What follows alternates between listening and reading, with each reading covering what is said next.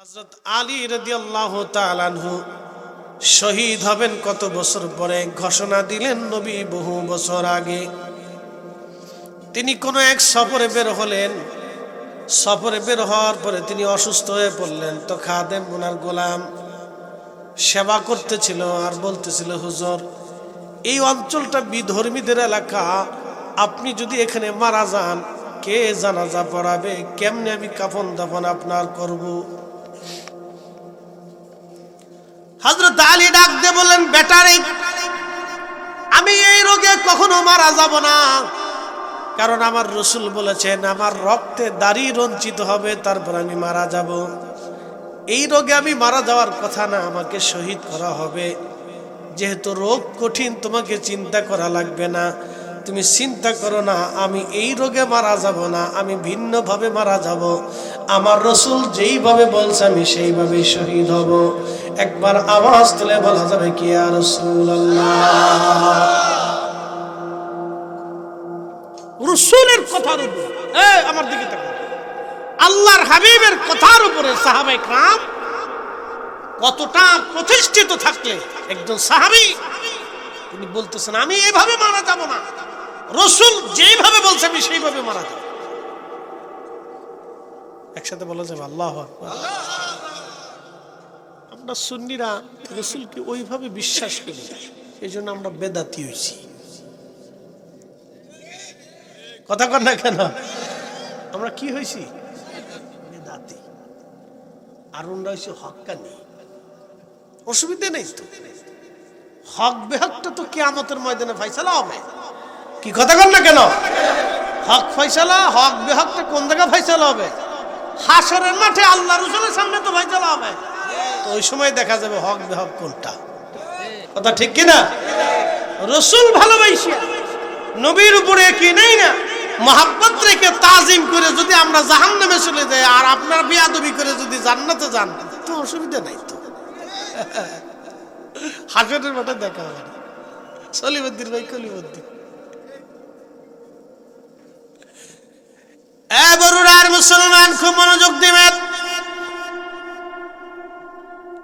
হযরত আলীকে তিনি ইন্তেকাল করবেন, ছুরি মারা হলো, রক্ত বন্ধ হলো না। আব্দুর রহমান মুলজিম খারিজি তার নাম, আব্দুর রহমান।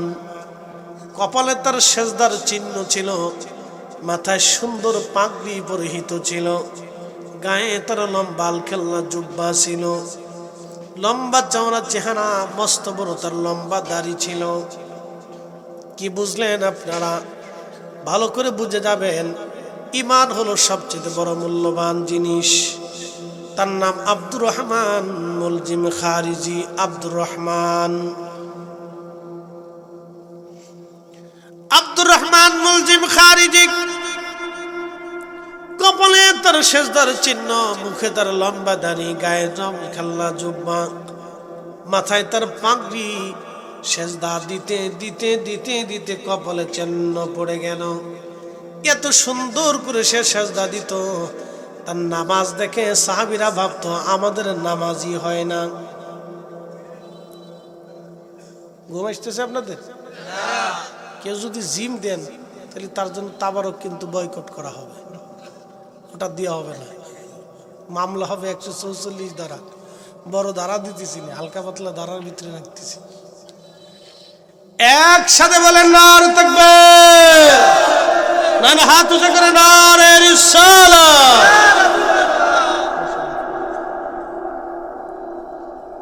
কপালে সেজদার চিহ্ন, চমৎকার তার সেজদা, এত সুন্দর সে নামাজ পড়তো, সেজদার মধ্যে পড়ে থাকতো। মনে হতো, সাহাবীরা বলতেন মনে হতো আমাদের নামাজই হয় না, সেজদাই হয় না। এত সুন্দর সেজদার মধ্যে পড়ে থাকতো, কিন্তু সে করলটা কি? হযরত আলী কাররামাল্লাহু আজকে ছুরি মেরে দিল।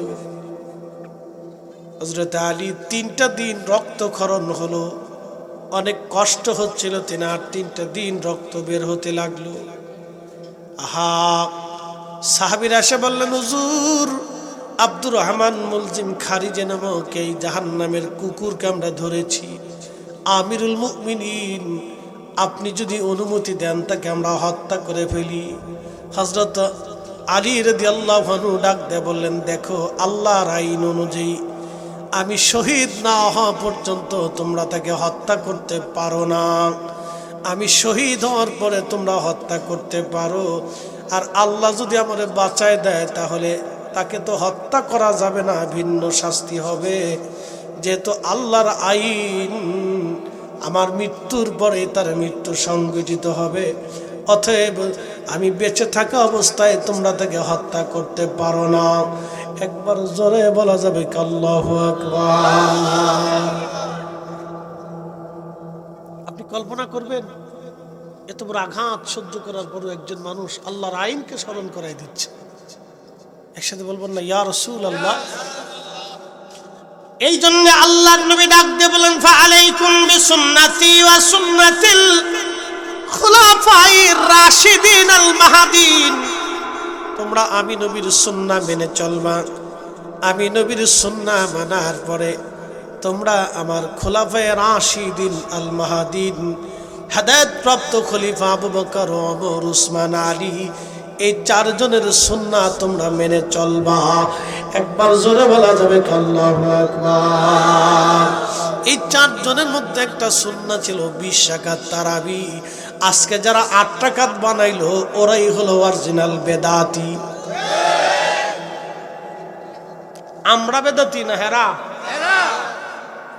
ভালো করে বুঝে যাবে। আল্লাহর নবী বলেন, আমার এই চারজন খলিফা হেদায়েতের উপর প্রতিষ্ঠিত থাকবে। এই চারজনকে তোমরা অনুসরণ করবা, আমাকে যেইভাবে মানো এই চারজনকে তোমরা মানবা। এই চারজনের অন্যতম ওমর, তিনি মসজিদে নববীতে তারাবি চালু করলেন 20 রাকাত। আজকে যারা 8 রাকাত বানাইছে বলতো ওরাই হলো অরিজিনাল বেদাতি। উদর পিন্ডি বুদর গারে চুরি করছে একজন, সাফাইছে আর একজনের গাড়ির উপরে। আমরা হলাম অরিজিনাল সুন্নতি, এরাই হলো অরিজিনাল বেদাতি। বেদাতি জোরে বলেন, বেদাতি। আরো জোরে, জোর হয় না কেন? জোরসে বলো, আরো জোরে। বুঝতেই অসুবিধা। শরীরে সোর কইলি, সোর যদি মনে করে যে আমার শরম লাগে তো কিছু করার নাই। শরীরে তো সরি করতে হবে, শরীরে কি দুলাবে কম সরি করতে হবে। বরুড়ার মুসলমান মনোযোগ দিবেন।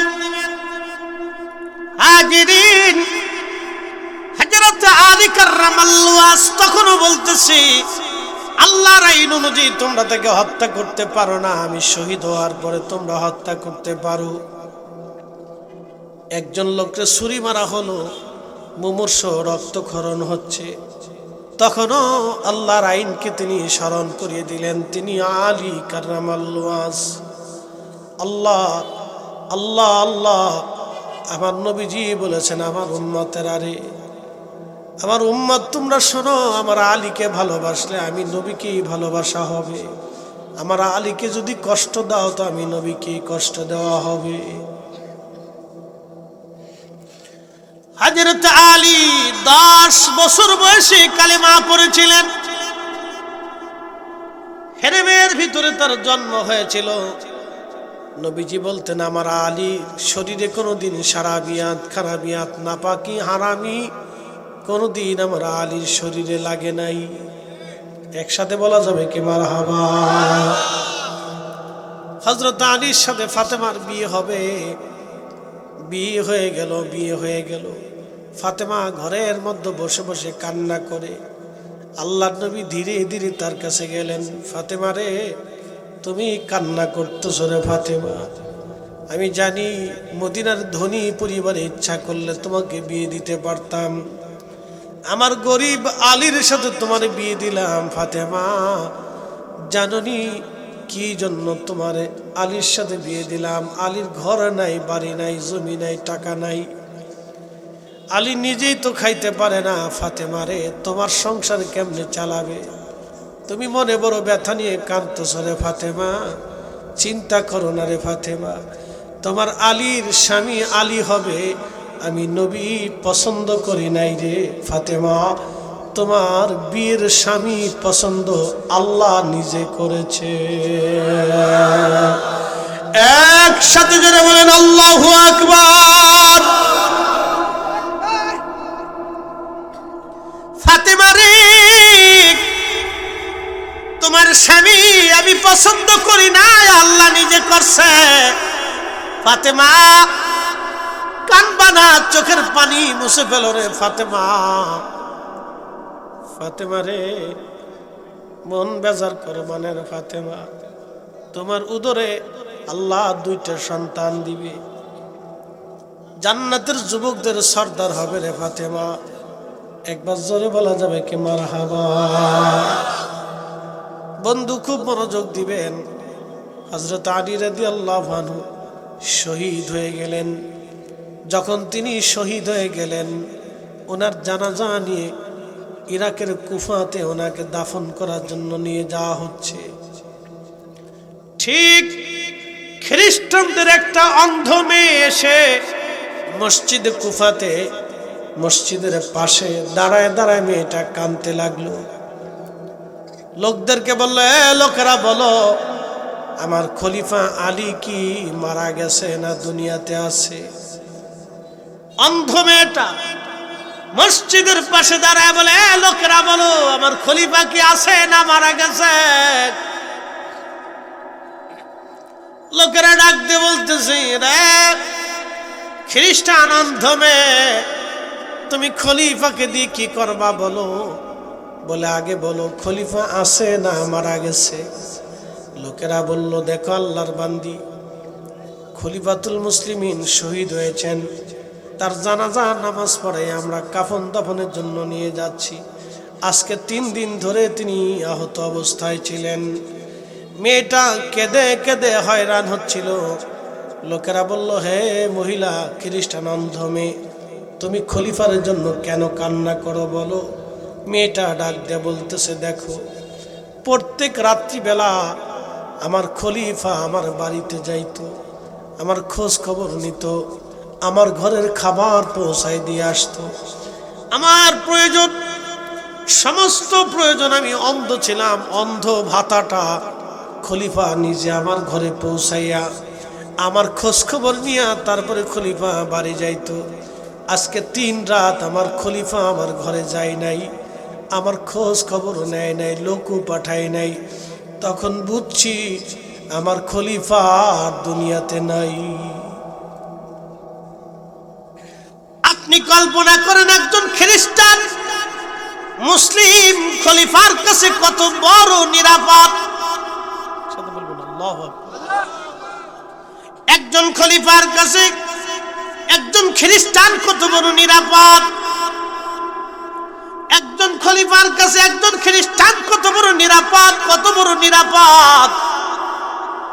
আমার দেশের হিন্দু বৌদ্ধ খ্রিস্টান যারা আছে তারা ওই রকম নিরাপদ থাকবে, ঠিকই তো তাই তারাও থাকে। হিন্দুর বাড়ি হিন্দু থাকবে, হিন্দুর পূজা হিন্দু করবে। মুসলমান তার দুর্গা পূজায় কেন যাবে?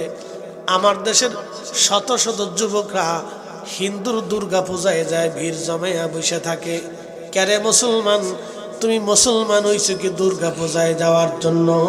মুসলমান তো দুর্গা পূজায় যাবে না, মুসলমান থাকবে মসজিদে, মুসলমান থাকবে মাহফিলে। কথা কন না কেন? তার দুর্গা পূজায় আমার কাজ কি? সে তারটা করুক, কি কথা ঠিক কিনা? তারটা সে করুক।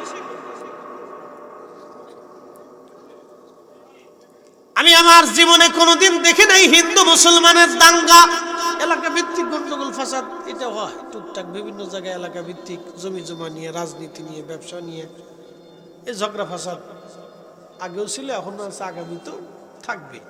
ঝগড়া ফাসাদ কোনোদিন বন্ধ হইত না। পৃথিবীর যত উন্নতই হোক ঝগড়া ফাসাদ থাকবে, উইয়ে লেগেই থাকবে। ওটা শয়তান যতদিন আছে ততদিন মনে করেন যে বাসাবাসি চলবে, কে কারে বাস দেবে খালি চিনতে। এটা শয়তানে খালি লড়াইতে থাকে, বুঝতে পারছেন? তো ঝগড়া ফসাদ চলবে, কিন্তু হিন্দু মুসলমানের দাঙ্গা বাংলাদেশে আমি কোনোদিন দেখিনি। যে এই জেলার হিন্দু ওই জেলার হিন্দুর বাড়ি ঘর পুরাই দিছে, সারা বাংলাদেশে পিটি পিটি মারামারি চলছে, এরকম দেখিনি কোনোদিন। এটা কোনোদিন দেখিনি। এটা ভারতে দেখছি। কি কথা কন না কেন? ভারতে দেখছি মাঝে মধ্যে হিন্দু মুসলমানের দাঙ্গা হয়, হিন্দু শিখে দাঙ্গা হয়, উপজাতি উপজাতি দাঙ্গা হয়। বাংলাদেশে দেখিনি। আমরা সবাই সহাবস্থানে থাকি, একভাবে চলি। আমাদের ব্যবসা এক, দেশ এক, ভাষা এক, সংস্কৃতি এক, ধর্ম ভিন্ন হতে পারে, কিন্তু আমাদের চালচলন ব্যবসা বাণিজ্য এক, আমাদের খাবার দাবারও একই রকম। হয়তো তারা গরু খায় না, শুয়োরের গোশত খায়, আমরা শুয়োর খাই না, গরু খাই। কি কথা কন না কেন? ঠিক কিনা?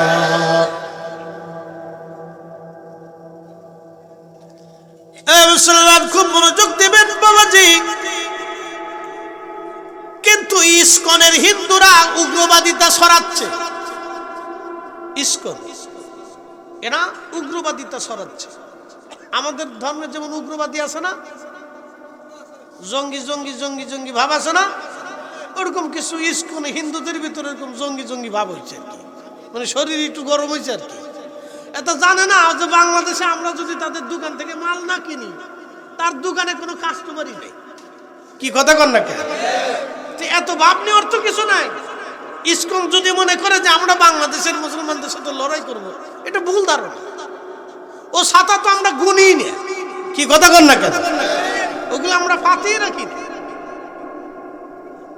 তাদের একটু শরীর গরম হইতেছে, তারা বুঝাইতে চায় দেশে আমরা হিন্দু মুসলমান একটা মারামারি করি, এটা করবার চাই না, আমরা তা করবার না। কি কথা কন না কেন?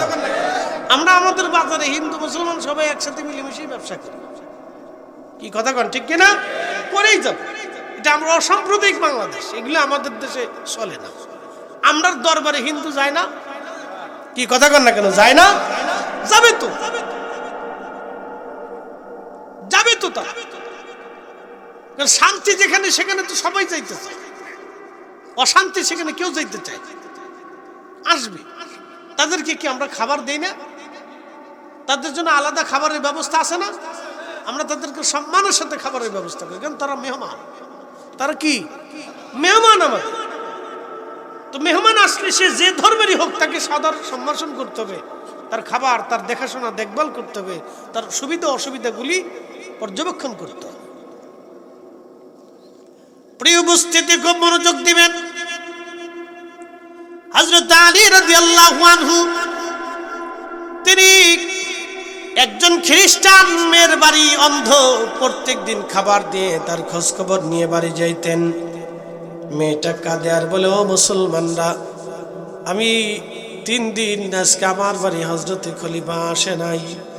আমি বুঝছি খলিফার যে কোনো একটা ঘটনা ঘটছে, সেই জন্য আমি খোঁজ নিতে আসছি আমার খলিফা কি মারা গেছে না বেঁচে আছে। কারণ আমি জানি খলিফা বেঁচে থাকলে অবশ্যই আমার খলিফা আমার ঘরে খাবার পৌঁছাইতেন, দেখভাল করতেন। মেয়েটা কাঁদতে লাগলো। দেখেন, এটা খলিফাতুল মুসলিমিন, তাদের আদর্শ কত চমৎকার ছিল। হযরত আলী শহীদ হয়ে যাওয়ার পরে ওই যে আব্দুর রহমান মুলজিম খারিজি, তাকে ধরা হলো।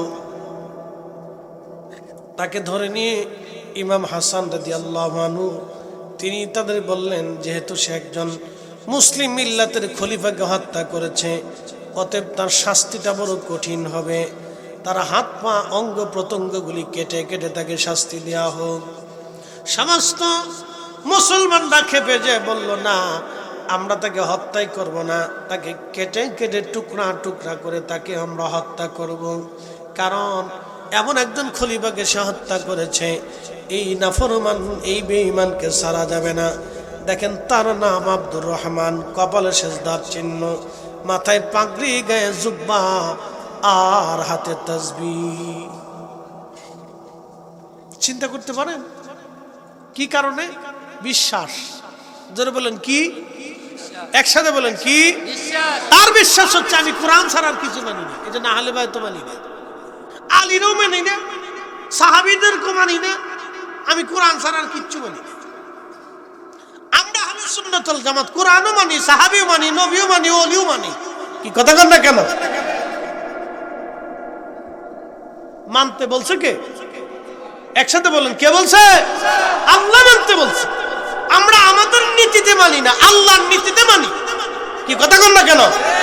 কার নীতিতে? আল্লাহর নীতিতে মানি।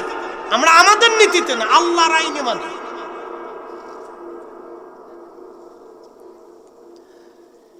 আব্দুর রহমান মুলজিম খারিজির হাত কাটা হলো। হাত কাটার সময় সে তখন জিকির করে আল্লাহ আল্লাহ আল্লাহ আল্লাহ আল্লাহ আল্লাহ।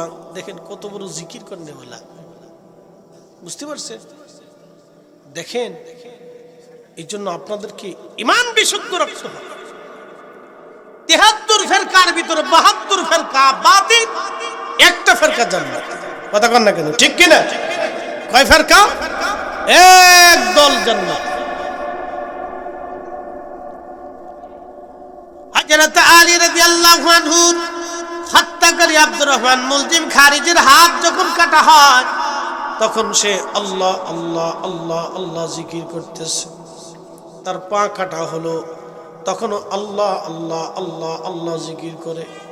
তার চোখ উঠাইয়া এই গোশতের সাথে চোখ ঝুলে রইল, তখনও সে আল্লাহ আল্লাহ আল্লাহ আল্লাহ জিকির করে। আচ্ছা, আপনারা বলেন, তার এই আল্লাহ জিকির কি তার জান্নাতে নেবে? বুঝে বলছেন না না বুঝে বলছেন? খেরে হে তো আল্লাহর জিকির করতেছে, জান্নাতে যাইতো না কেরে? হ্যাঁ, এই যে এবার বলেন, আহলে বাইতকে মানতে হবে, এটি কি ফয়সালা আমাদের না আল্লাহ? আলীকে মানতে হবে, তিনি খোলাফায়ে রাশিদ। ফয়সালা কি আমাদের না নবীর? তো তাকে না মানলে নবী মানা হয় না, তাকে মানলে আল্লাহ মানা হয়, তাকে না মানলে আল্লাহ মানা হয় না। এই জন্য তার জিকির তাকে জান্নাতে নেয় নাই, তার সেজদা তাকে জান্নাতে নেয় নাই। কথা কোন ঠিক কিনা? আপনাকে এগুলি বুঝতে হবে।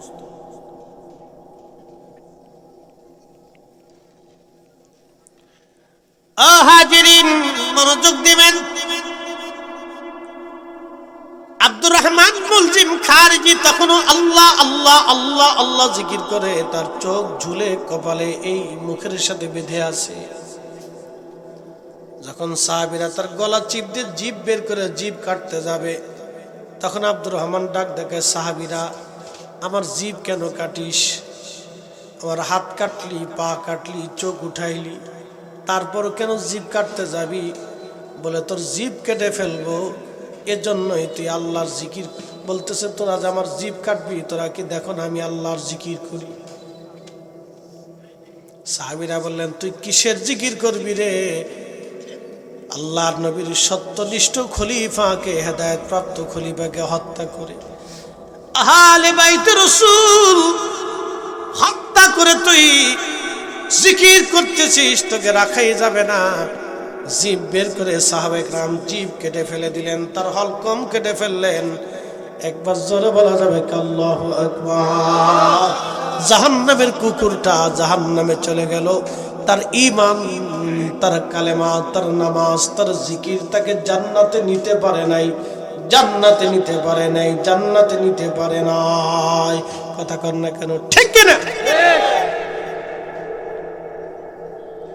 যার কারণে গত সৃজন রে দেখো চন্দ্র সূর্য তারা শূন্য ভরে। আমার দেশে আর এক দল আছে শিয়া। নাম কি? শিয়া।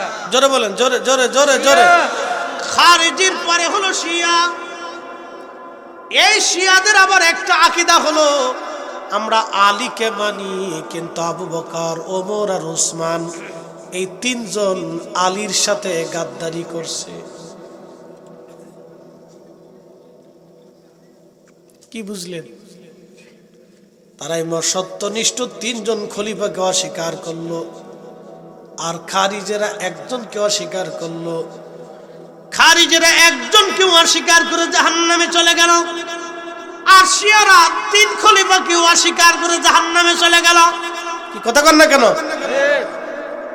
শিয়াদের বিশ্বাস হচ্ছে আবু বকর, ওমর আর উসমান তিনজনে হযরত আলীর সাথে গাদ্দারি করেছে। খলিফা হওয়ার কথা ছিল আলী, কিন্তু খলিফা তারা তিনজনে হইছে। কি বুঝলেন? নাউজুবিল্লাহ বলেন। না না, আস্তে হয়ে গেল কেন? একসাথে জোরে বলেন। আচ্ছা বলেন, আবু বকর সিদ্দিক আমরা বলছি না নবী বলছে? নবী। জোরে বলেন। নবী। আল্লাহর নবী মদিনাতে, কোন জায়গা? মদিনাতে মসজিদে নববীতে খুতবা দিতেছে। 7 দিন পর্যন্ত মদিনার ভিতরে কোনো খাবার দাবার নাই। টাকা আছে কিন্তু খাবার নাই, টাকা আছে কিন্তু বাজারে চাল নাই, গম নাই, জব নাই, রুটি নাই, কিচ্ছু নাই। 7 দিন পর্যন্ত মদিনায় কান্না এসে গেল। দুঃখে দুঃখে, অভাবে অভাবে বাচ্চারা খোদায় কান্নাকাটি করে। বড় অভাব মদিনার মধ্যে লেগে গেল। বহির্বিশ্ব থেকে কোনো পণ্য সামগ্রী মদিনায় নাই। আল্লাহর নবী খুতবা দিতেছিলেন, ঠিক এমন সময় একজন ঘোষক এসে বলছে, শুনছো মদিনাবাসী, মদিনাতে বাহির থেকে পণ্য সামগ্রী নিয়ে লোকেরা সিরিয়ার থেকে মদিনার বাজারে ঢুকছে। তোমরা যে যা পারো তাড়াতাড়ি পণ্য কিনে নাও। প্রিয় নবী খুতবা দিচ্ছে, মসজিদ থেকে সাহাবী উঠে উঠে উঠে উঠে উঠে উঠে উঠে উঠে উঠে উঠে চলে গেল। সব সাহাবী চলে গেল, মাত্র 10 জন বসা। কয়জন? জোরে বলেন, কয়জন? এখন যদি মনে করেন তাবারক দেওয়া হয়, কি জোরে বলেন, বুঝাইতেছি, ওই গেটের সামনে যদি তাবারক দেওয়া হয়, মুসল্লি যেতে যেতে যেতে যেতে যেতে যেতে ফরিদি সাহেব আর মাইকালা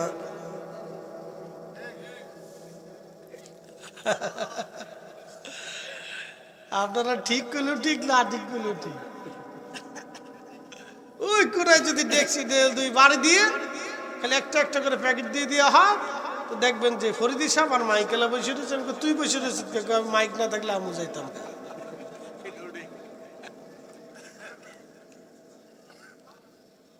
বুঝতে পারছি। তো 3 দিন পর্যন্ত, 7 দিন তো মদিনায় খাবার নাই। তো সাহাবীরা যেতে যেতে যেতে যেতে সব চলে গেল। 10 জন বসে রয়েছে। একসাথে বলবেন আল্লাহু আকবার। না না, জোরে জোরে জোরে জোরে জোরে। আল্লাহু আকবার। কয়জন? 10 জন বসা। জোরে বলেন, কয়জন? নবীজি খুতবা শেষ করে, আল্লাহর নবী বলেন, আবু বকর ফিল জান্নাতি, ওমর ফিল জান্নাতি, উসমান ফিল জান্নাতি, আলী ফিল জান্নাতি, তালহা ফিল জান্নাতি, জুবাইর ফিল জান্নাতি, আব্দুর রহমান ইবনে আউফ ফিল জান্নাতি, সাদ বিন আবি ওয়াক্কাস ফিল জান্নাতি, সাঈদ ইবনে জুবাইর ফিল জান্নাতি, আবু উবাইদা ইবনে জাররাহ ফিল জান্নাতি, রিদওয়ানুল্লাহি তাআলা আলাইহিম আজমাইন। এই 10 জনকে নবীজি আশারে মুবাশশারা বানায় দিলেন। দুনিয়ার থেকে নবী 10 জনকে সার্টিফিকেট দিলেন। একজন আবু বকর, ওমর, উসমান, আলী। এখন শিয়ারা বলে আবু বকর গাদ্দার, ওমর গাদ্দার, আলী গাদ্দার। তাহলে 3 জন যদি গাদ্দার হয়, তাহলে নবীর কথা কেমনে সত্য হয়? হয় নবী সত্যবাদী, নাই শিয়ারা সত্যবাদী। এখন আপনাদের কাছে যদি প্রশ্ন করি, আপনারা বলবেন আকাশ ভেঙে গেল নবী সত্যবাদী। কথা কন না কেন? ঠিক কিনা? শিয়ারা মিথ্যাবাদী, নবীজি সত্যবাদী। শিয়ারা মিথ্যাবাদী, নবীজি সত্যবাদী। শিয়ারা মিথ্যাবাদী। অতএব আবু বকর গাদ্দারি করতে পারে না, ওমর উসমান গাদ্দারি করতে পারে না। তাদের খেলাফত হয়েছিল পরামর্শ ভিত্তিক। হযরত আলী নিজেও আবু বকরকে সমর্থন করেছিলেন, ওমর এবং উসমানকে হযরত আলী নিজেও সমর্থন করেছেন। অতএব শিয়াদের এই কথাটা হলো বাড়াবাড়ি, মিথ্যা তহমত।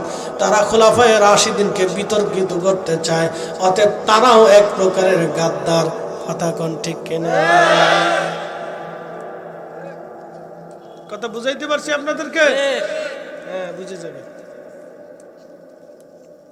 এই যে খারিজি শিয়াদের মতবাদ আপনাদেরকে জানাইলাম। এবার আসেন মুতাজিলা। কি জেলা? মুতাজিলা।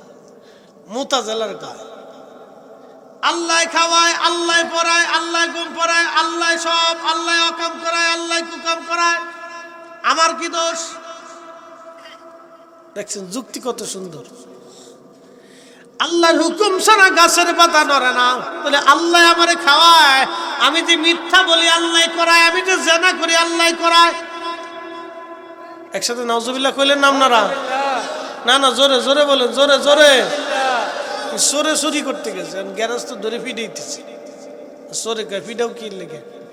তোর কিছু মা দেবো বেটা, ফিডে চুরি করতে আইছো? তুমি জানো না আল্লাহর হুকুম ছাড়া গাছের পাতা নড়ে না, আমি চুরি করতে এসেছি তা আল্লাহর হুকুমই আইছি। গ্যারেজ তো আরো কায়দা মতো ফিডেইতেছে, ভালো করে কে নিতেছে বেটা, কারো বেশি করে মারতেছে কে লেগে? মারি বুঝোস নাই, আল্লাহ তোরে চুরি করতে পাঠাইছে আর আমার আল্লাহ তোরে ফিডাইতে পাঠাইছে।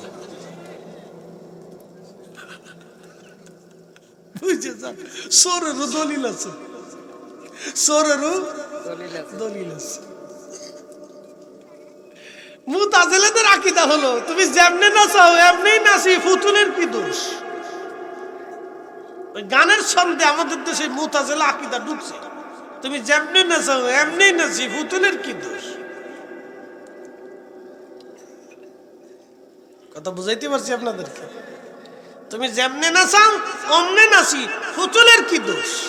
তার মানে আমি যে অকাম করি এটা আল্লাহ করা, আমি যে মিথ্যা বলি এটা আল্লাহ করা। নাউজুবিল্লাহ মিন যালিক। তাহলে সমস্ত দোষটা কার উপরে চলে গেছে? আল্লাহর উপরে চলে গেছে। যখন বান্দা আল্লাহকে দোষ দেয় তখন আর বান্দা বান্দার জায়গা থাকে না, বান্দা আজাজিলের জায়গায় চলে যায়। কি কথা কন না কে? বান্দা আজাজিলের জায়গায় চলে যায়, তখন বান্দা বান্দার জায়গা থেকে। এটা মুতাজিলাদের আকীদা, এরাও বাতিল। এইরকম পৃথিবীতে 72-73 ফেরকার ভিতরে 72টা দল বিপদে চলে গেল, ভ্রান্ত পথে চলে গেল। একমাত্র আহলে সুন্নাত ওয়াল জামাতে, পৃথিবীর যত ওলি সব ওলিরা আহলে সুন্নাত ওয়াল জামাতের ভিতরে। আহলে সুন্নাত ওয়াল জামাতের আকীদা ছাড়া কোনো মা ওলির জন্ম দিতে পারে নাই, কোনো মা ওলির জন্ম দিতে পারে নাই, কোনো মা ওলির জন্ম দিতে পারে নাই। কথা বলেন ঠিক কিনা? এই জন্য আব্দুর রহমান মুলজিম খারিজি জাহান্নামে চলে গেছে। কারণ কি? বদ আকীদার জন্য, মিথ্যা বিশ্বাসের জন্য। আমরা মুসলমান, আমাদের বিশ্বাস হবে মজবুত, আমরা আহলে সুন্নাত ওয়াল জামাত, আমাদের একটা রুলসে একটা রেজলিউশনে আমরা চলি। এই বিশ্বাস বিষয়ে আমরা চেতনার উপরে আমরা প্রতিষ্ঠিত আছি। কথা কোন ঠিক কিনা? সেই জন্য আল্লাহর আসমানে আবারও একসাথে শুকরিয়া আদায় করে বলি আলহামদুলিল্লাহ। আমরা মুসলিম, আমরা একটা ধর্ম বিশ্বাস চেতনার উপরে প্রতিষ্ঠিত। প্রত্যেকটা মুসলমানই তার বিশ্বাসের উপরে প্রতিষ্ঠিত। আমরা মুসলমান, মুসলমানের ভিতরে 73টা দল বিভক্ত। তার ভিতরে সর্বশ্রেষ্ঠ দল হচ্ছে আহলুস সুন্নাহ ওয়াল জামাত, সুন্নি মুসলমান। আল্লাহ আকীদার ভিত্তিতে আমাদেরকে আহলে সুন্নাত ওয়াল জামাতের অনুসারী বানিয়েছেন। একসাথে বলা যাবে না মারহাবা? পৃথিবীতে বহু ধর্ম আছে, প্রত্যেক ধর্মেই তার বিশ্বাসের উপরে প্রতিষ্ঠিত। পৃথিবীতে বহু দেশ আছে, প্রত্যেকটা দেশেরই তার নিজস্ব সাংবিধানিক রুলস আছে। বাংলাদেশ গণপ্রজাতন্ত্রী বাংলাদেশ সরকার, তার একটা সাংবিধানিক নিয়ম আছে। এই সাংবিধানিক নিয়মের উপরে এই গণতান্ত্রিক দেশটা প্রতিষ্ঠিত। যদি এদেশে ইসলামী আইন প্রতিষ্ঠিত হয় তাহলে সেটা ইসলামিক আইনের ভিত্তিতে তখন দেশ পরিচালিত হয়। এখন যেহেতু এটা গণপ্রজাতন্ত্রী বাংলাদেশ, অতএব তার একটা সাংবিধানিক আইন আছে। এই সাংবিধানিক আইনের উপরে এই দেশটা পরিচালিত হয়। আমাদের পার্শ্ববর্তী একটা দেশ ভারত, তারও একটা সাংবিধানিক আইন আছে। তার পার্শ্ববর্তী একটা দেশ পাকিস্তান, তারও একটা সাংবিধানিক আইন আছে। পার্শ্ববর্তী দেশ চীন, তারও একটা সাংবিধানিক রুলস আছে। এই রুলসে তার দেশ সে পরিচালিত হয়। তো প্রত্যেক সংগঠন তাদের রেজলিউশন আছে, তারা তাদের রেজলিউশন ভিত্তিক পরিচালিত হয়। আমাদের ধর্ম ইসলাম, আমাদের ধর্মের ভিতরে ৭৩টা দলে বিভক্ত আছে, বিভিন্ন বিশ্বাসের উপরে তারা প্রতিষ্ঠিত। যেমন খারিজি যারা বিশ্বাসী, তাদের বিশ্বাস হচ্ছে আলী ভুলের উপরে ছিল এবং আহলে বায়াত বলে কিছু নাই, তারা দোষী। তারা আহলে বায়াতকে দুই চোখ দিয়ে সহ্য করতে পারে না। আহলে বাইতে রসুলের সাথে তারা চরম ধৃষ্টতা এবং অন্যায় ইতিপূর্বে বহুবার করেছে। শেষ পর্যন্ত হযরত আলী কাররামাল্লাহু ওয়াজকে শহীদ পর্যন্ত করছে। এই খারিজি মতবাদের উপরে সাহাবীদের জমানাতে একটা জামাত বের হয়ে, সাহাবীরা না, সাহাবীদের সমসাময়িক একটা দল বের হলো। তারা পৃথিবীতে তাদের নিজস্ব ব্যক্তিত্ব অভিমত ব্যক্ত করে তারা বলল, আমরা আল্লাহর আইন ছাড়া আর কোনো আইন মানি না। এই অ্যাটেনশন, আমার দিকে তাকাবেন, তাদের বক্তব্য খুব সুন্দর। তারা বলল, আমরা শুধু আল্লাহর আইন মানি। যেমন আমাদের দেশে এক দল আছে আহলুল কোরআন, তারা খারিজিদের একটা পার্ট। তারা বলে, আমরা কোরআন ছাড়া আর কিচ্ছু মানি না, নবীর হাদিসও মানি না। একসাথে নাউজুবিল্লাহ বলবেন? আচ্ছা বলেন, যারা নবী মানে না, আমরা কি তাদেরকে মানি? মানতে পারি? কখনো মানব? কিন্তু তাদেরও দল আছে, তাদের দলে আবার লোকও আছে। বুঝতে পারছেন? অনেক লোক আছে। মনোযোগ দিয়ে,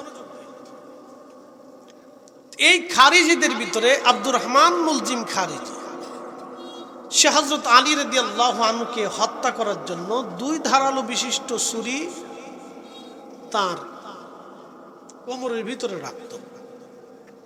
সুযোগ পায় না, একদিন মসজিদের ভিতরে নামাজের সময় সুযোগ হয়ে গেল। নামাজরত অবস্থায় সে হযরত আলী রাদিয়াল্লাহু আনহুর শরীরে ওই 2 ধারালো বিশিষ্ট ছুরি দিয়ে আঘাত করতে লাগলো পিছন দিক থেকে। তো ছুরির আঘাতগুলি একটা এসে কর্ণেরই গোড়াতে, এই কর্ণের গোড়াতে, মাথাতে এই আঘাতগুলি লাগলো। কর্ণেরই গোড়াতে এই যে এখানে দেখবেন একটা নরম স্থান আছে, তার এই ছুরির অগ্রভাগটা ভিতরে ঢুকে গেল। এই ক্ষতটা কখনো বন্ধ করতে পারে নাই। এখান থেকে রক্ত ক্ষরণে তার দাড়ি ভিজে রক্তে রঞ্চিত হয়ে গেল।